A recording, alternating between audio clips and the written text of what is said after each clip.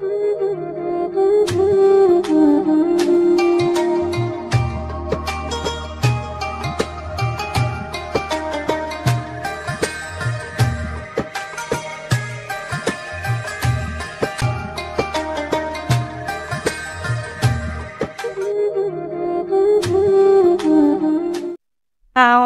بالله من الشيطان الرجيم. بسم الله الرحمن الرحيم.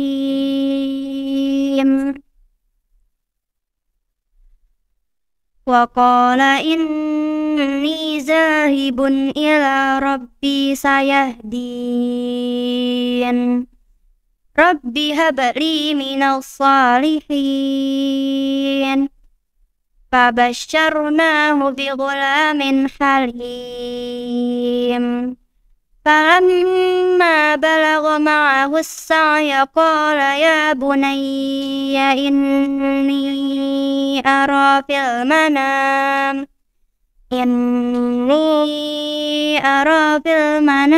أني أذبحك فانظر ماذا ترى.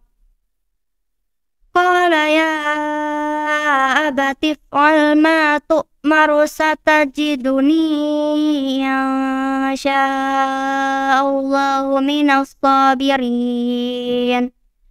فلما أسلما وتله للجبين وناديناه أن يا إبراهيم قد صدقت الرؤيا إنا كذلك نجزي المحسنين. إن هذا لهو البلاء المبين. وفديناه بذبح عظيم. وتركنا عليه في الآخرين. سلام على إبراهيم كذلك نجزي المحسنين. إنه من عبادنا المؤمنين. صدق الله العظيم. Bismillahirrahmanirrahim. Assalamualaikum warahmatullahi wabarakatuh. Alhamdulillahirabbil alamin. Puji syukur pada Allah Subhanahu wa taala. Hari ini adalah hari ke-8 di bulan Ramadan. Mudah-mudahan apa yang kita lakukan dari tanggal 1 sampai hari ini Allah ridho sehingga menjadi pemberat amal baik kita. Sholawat serta salam tercurah pada sua kita Nabi Muhammad Sallallahu Alaihi Wasallam beserta sahabat, keluarga, dan para pengikutnya. Mudah-mudahan kita semua adalah pilihan yang nanti di yaumil akhir mendapat syafaat Rasulullah Sallallahu Alaihi Wasallam. Amin, insya Allah.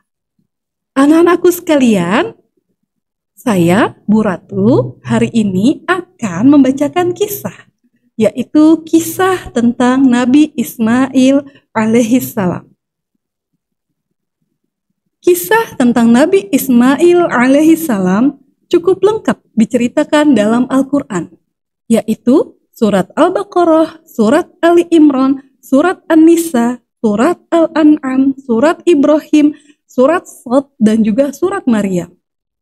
Sepakat para ulama sejarah, nabi-nabi sebelum Ibrahim adalah keturunan Nuh alaihissalam.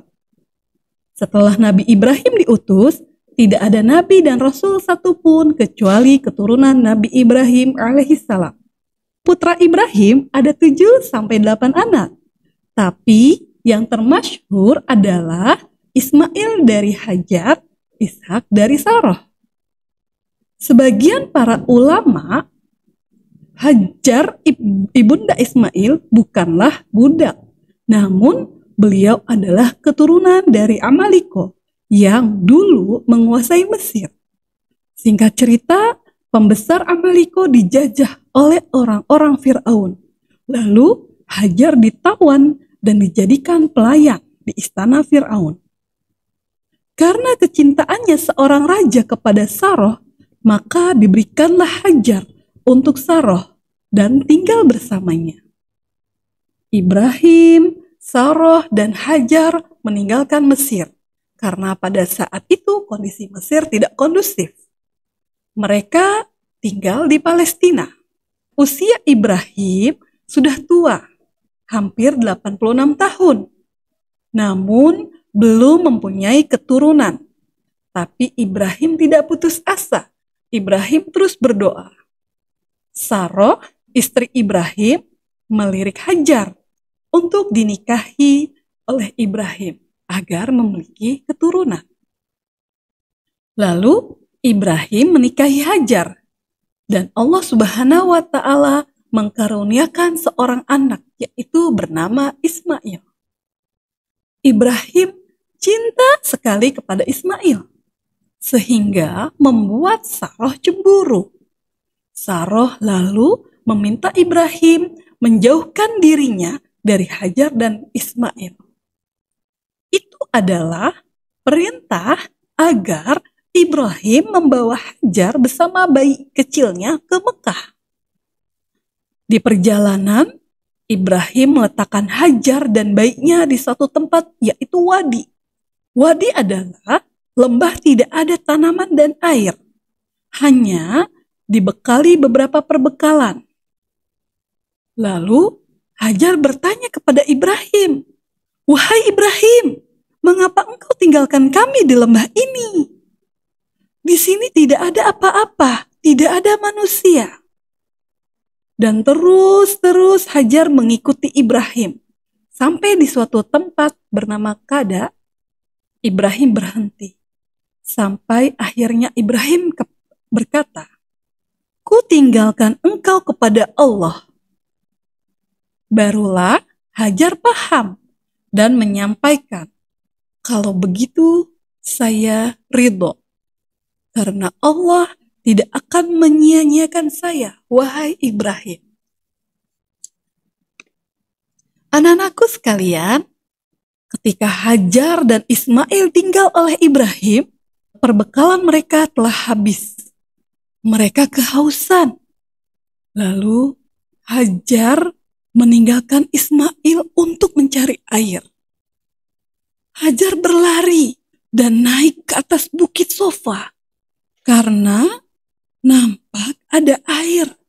Namun itu hanya hayalan, itu fata morgana. Lalu Hajar naik lagi ke bukit Marwah. Sampai 7 kali berlari dari Sofa ke Marwah. Hasilnya nihil. Hajar khawatir terhadap Ismail. Hingga Hajar kembali ke Ismail.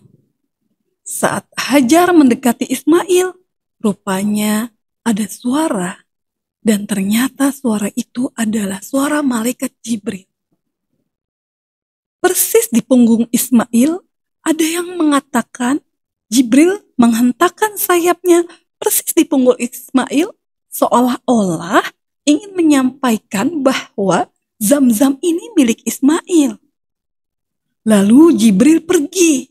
Namun sebelum pergi, Jibril menyampaikan, "Wahai Ummu Ismail, bahwa Allah tidak akan menyia-nyiakan dirimu di sini. Kelak akan dibangun Baitullah, rumah Allah. Nanti yang akan membangunnya adalah anakmu Ismail dan bersama Ibrahim ayahnya. Dan Allah tidak akan menyia-nyiakan siapapun yang dekat dengan Baitullah." Hadis riwayat Bukhari. Anak-anakku sekalian, ketika Hajar melihat air keluar dari dalam tanah, lalu Hajar membendungnya sambil mengucapkan, "Zam, zam, zam, zam." Dari situlah Hajar dan Ismail meminum air Zam-Zam tersebut. Hari demi hari, bulan demi bulan, sampai akhirnya datanglah dari arah Yaman rombongan kabilah dari suku Jurhum. Mereka kehabisan minum, tetapi banyak makanan. Akhirnya, dari kejauhan, kaum Jurhum melihat ada burung, dan burung itu menandakan akan ada air. Kemudian Diikuti burung tersebut, sampailah kepada sumur Zam-Zam. Suku Zurhum ini orang yang baik. Mereka meminta baik-baik kepada Hajar dan terjadilah barter. Dari suku Jumhur berupa makanan, dari Hajar berupa air Zam-Zam. Akhirnya suku Jurhum meminta kepada Hajar untuk tinggal di sekitar Zam-Zam. Lalu lama-kelamaan ramailah wilayah tersebut hingga Ismail bertumbuh besar. Ismail belajar bahasa Arab dari suku Jurhum karena Ismail bukan orang Arab. Ismail dari Palestina. Ketika Ismail usianya belasan tahun, Ibrahim sangat rindu dengan istri dan anaknya. Maka datanglah Ibrahim ke Mekah untuk berjumpa kepada mereka. Akhirnya Ibrahim sampai. Ketika sampai, Ibrahim alaihissalam dimimpikan malam harinya. Apa mimpinya? Wahai Ismail, ayahmu ini mimpi bahwa Ibrahim menyembelih kamu, Ismail. Bagaimana pendapatmu? Ismail adalah seorang anak yang terdidik dari Ummu Ismail, yaitu wanita yang paling tawakal. Maka Ismail tanpa ada keraguan mengatakan, wahai bapakku, kalau itu perintah Allah, insya Allah engkau akan mendapatkan aku anak yang sabar. Akhirnya Ibrahim dan Ismail bersiap untuk menjalankan dari mimpi tersebut. Ibrahim menyiapkan golok yang sangat tajam. Tapi Allah membuat golok itu menjadi tumpul saat didekatkan ke leher Ismail. Dari situ Allah Subhanahu wa Ta'ala melihat kesungguhan Ibrahim melaksanakan perintah darinya. Karena mimpi seorang nabi merupakan wahyu, maka Allah langsung menyeru, wahai Ibrahim, engkau sudah membenarkan mimpi tersebut. Kami ganti Ismail menjadi kambing kibas dan akan menjadi cerita bagi orang-orang setelahnya. Sampai hari ini kisah itu diceritakan dan menjadi syariat umat Islam tentang kurban. Anak-anakku sekalian, sekilas kisah tentang penyembelihan ini, maka kemudian Ibrahim kembali ke Palestina dan Ismail menjadi laki-laki tumbuh dewasa. Saat Ismail dewasa, maka Allah takdirkan ibundanya yaitu Hajar wafat di usia 80 tahun. Kemudian Ismail tertarik dengan wanita Jurhum. Maka menikahlah Ismail. Setelah itu tidak lama istri Ibrahim yaitu Sarah meninggal. Maka Ibrahim hijrah ke Mekah dan bergabung bersama Ismail. Dari sinilah terjadi pembuatan Ka'bah yang sempat roboh.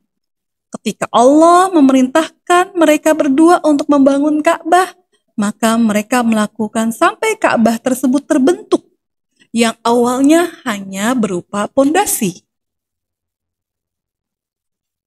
Sampai akhirnya ada satu tempat yang khusus untuk satu batu. Maka Ibrahim meminta Ismail untuk mencari batu tersebut.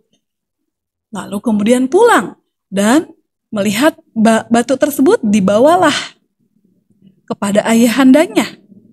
Batu itu adalah batu Hajar Aswad. Diletakkanlah Hajar Aswad tersebut sebagai pelengkap dan Hajar Aswad ini adalah kiblat bagi kaum muslim. Anak-anakku sekalian, hikmah dari kisah Nabi Ismail adalah satu, Nabi Ibrahim dan Nabi Ismail alaihissalam dikenal sebagai pencetak sejarah pertama peristiwa kurban dan ibadah haji. Lalu Nabi Ismail alaihissalam sangat berjasa dalam perkembangan Islam. Dan juga Nabi Ismail dikenal sebagai anak yang salih karena selalu taat perintah Allah Subhanahu wa Ta'ala. Dan yang terakhir di dalam surat Ali Imran ayat 96 dan 97, penjelasan tentang seruan untuk beribadah haji dan umrah. A'udzubillahi minasyaitonirrajim. Bismillahirrahmanirrahim. Sesungguhnya rumah yang mula-mula dibangun untuk tempat beribadat manusia ialah Baitullah yang di Bakkah atau Mekah, yang diberkahi dan menjadi petunjuk bagi semua manusia. Padanya terdapat tanda-tanda yang nyata di Mekah, di antaranya makom Ibrahim.